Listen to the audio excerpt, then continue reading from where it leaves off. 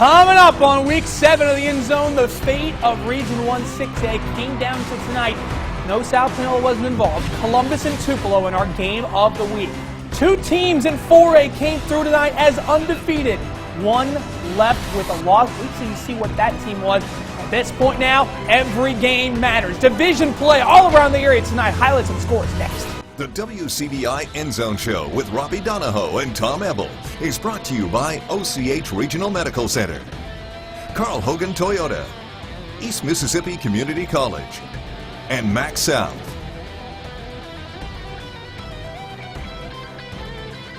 Welcome into Week 7 of the End Zone, presented by OCH Regional Medical Center, and our great sponsors with us here as well, Carl Hogan Toyota, East Mississippi Community College, and Max South. Robbie Donahoe, Tom Ebel. You know us by now. We're here, and we're ready for Week 7. Week 7 actually in the books now.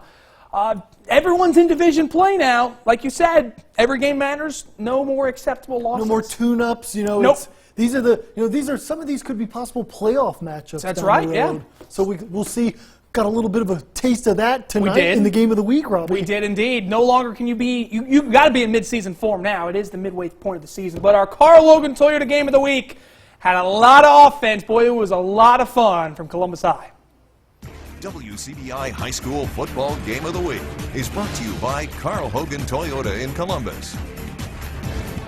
You're looking for an affordable four-door sedan? Might I suggest the Toyota Corolla? Nice, fancy, very comfortable seats. Go get yourself one.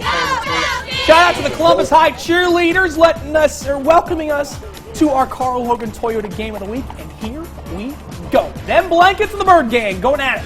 Late first quarter, Stephon McGlone to Austin Watkins. There's not a soul in sight from Columbus. 49-yard touchdown. Tupelo out in front early, got a two-point conversion also, 8-0. Next Tupelo drive towards the end of the first quarter. LeBryant Siddell jumping over a defender, and LBS has a TD. 50-yard touchdown. It's 15-0 Golden Wave after one.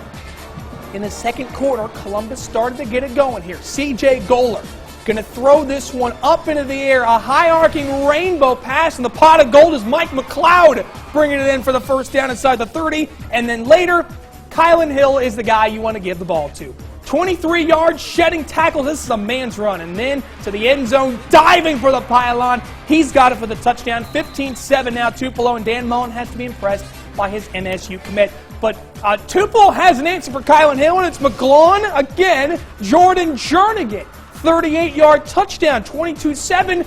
Tupelo wasn't done passing. McGlone is going to find Dante Freeman for another touchdown. Tupelo 43-27, your winners tonight, and blanket stay perfect. I will say, though, this is the most points that a Tupelo defense has surrendered all year, and yet they put up 43 in the process. I mean, very impressive. In 6A North, we thought it was Starkville's coming into this year along with Clinton.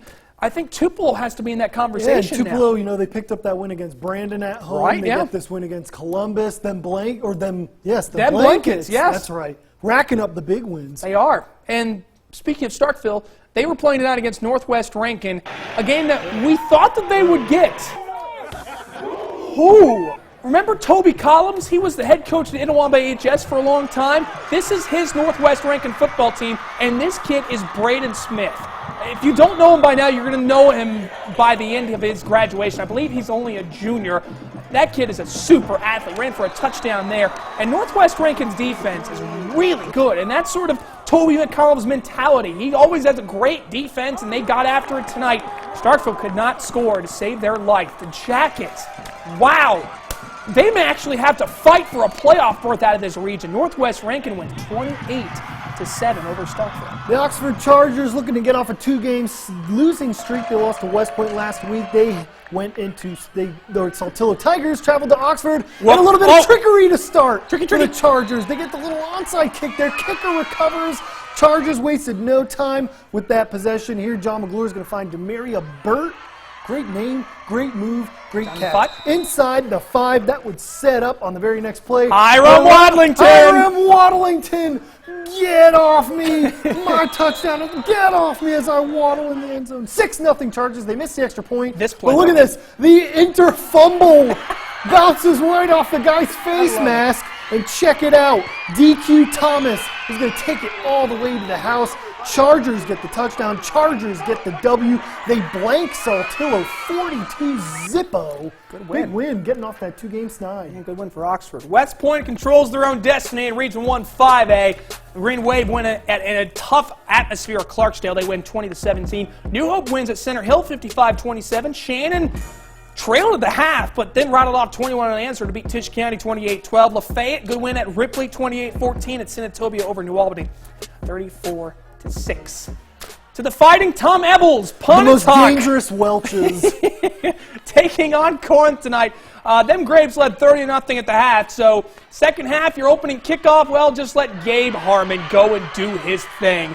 Running off defenders and running his way into the end zone for the touchdown. It's 37-0 Pontotoc. And we're just getting warmed up. The defense also turned up after that. Corinth is going to try to run here, and that didn't work. That's a fumble. Pontotoc recovers. Offense got rolling after that. Jacob Carter and Pontotoc, they put up points all game long. Wrath. 44-8. The wrath of them Grapes. Pontotoc still perfect. Itawamba HS Indians, they're undefeated, Robbie. Yes. But the Amory Panthers, look at that. They're like, let's go. Let's go. Enough of this undefeated talk they're hearing about the Indians. They get right out of the gate. Jartavius Jernigan with the burst on the handoff. Gets inside the 5 on the man's run there. Check out the dude on the sideway running down with him. That would set up Jartavius his own touchdown. He's in the Wildcat here. The Panther Cat? Wildcat? Well, Panther is a cat, so just... So it is Panther. a Wildcat. A Wild Panther? Wild Panther. Yeah. Touchdown, Wild Panthers. 7-0, they go up early. Itawamba's going to try and answer here. Here's a nice run by Austin King on the keeper. He's going to rumble for a first down, but not enough. Way too much Panthers for Itawamba. Their undefeated season comes to an end. 41-14. Wow. Amory with the statement win in Fulton. Guess who Amory gets next Friday? Pontotoc. Ooh, that's going to be fun. Houston Caledonia, the Toppers wasted no time getting on the board here and getting free is Jalen Gates. Going 70 yards for the touchdown right up the middle on your first offensive play. Already Houston's up 7-0. Caledonia's going to try to get it going on their offensive possession. And they would do just that. Zion Ford is their talented running back. He's a senior, taking the inside handoff, making some nifty moves, getting past some defenders and getting a good gain. And later on, Spencer Unruh is going to hit Robert Hamilton for a few more yards, but the Topper defense, they have been clamping down on every offense they faced this year, and they did it on a very good Caledonia team. 41-17. Houston Toppers, one for Houston. Big win at Caledonia tonight. To Noxubee County, we went down to Kosciuszko to check out the Tigers against the Whippets. You're not going to see Malik Stallings in this highlight. You're not going to see Armani Clark. He's going to find Jaqueline Smith here for a good gain and a first down. Later, we're going to see Clark rolling to his right. He's going to find Javarcus Walker, who's all alone, and he's going to get all the way down inside the 5-yard line.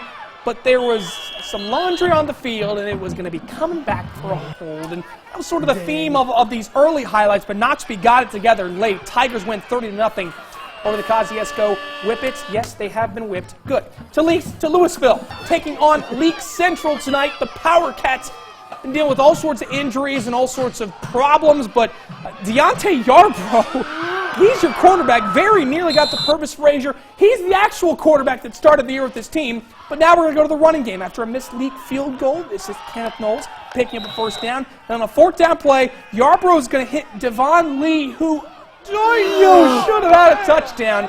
Don't worry, Louisville did get plenty of more touchdowns after that. Power Cats win 42-11. Very impressive on the road for the Wildcats. When we return on the end zone, the top of 2A has been East Western Calhoun City the last few years. Would it stay that way after tonight? Maybe, maybe not. Everyone's in division play tonight in Class 2A, 3A, and 4A, and 3A. We need a couple surprises tonight. Wait till you see some of these scores and highlights. And a couple teams trying to be 3A rivals. Choctaw County, South Pontotoc, all the highlights next. Pipe it up, pipe it up, pipe it up, pipe it up, pipe it up, pipe it up, pipe it up, pipe it up. I stand on. Back here on the end zone, before we get to more high school football, a college football score.